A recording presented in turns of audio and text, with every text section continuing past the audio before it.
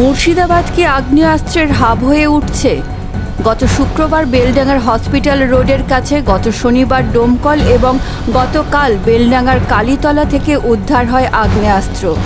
ফের আজ হরিহরপাড়া ও রানীনগর থেকে আগ্নেয়াস্ত্র বাজেয়াপ্ত করা হয়। সূত্রের খবর, হরিহরপাড়া থানার পুলিশ কুমড়িপুরের বাসিন্দা মঞ্জুর আলী নামে এক ব্যক্তিকে ইম্প্রোভাইজড রাইফেল ও দুটি তাজা কার্তুজ সহ গ্রেপ্তার করে।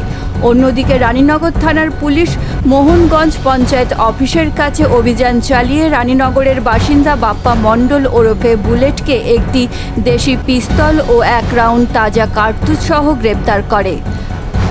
দেখা গেছে, এর আগেও পঞ্চায়েত ভোটের সময় মুর্শিদাবাদে বিপুল পরিমাণে আগ্নেয়াস্ত্র উদ্ধার হয়েছে।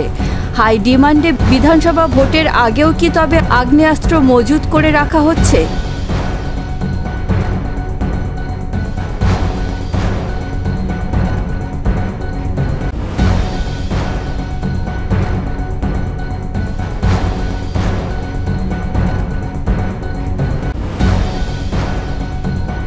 মেদিনীপুর কলেজ থেকে PG diploma in rural development and Panchayati Raj করতে চান?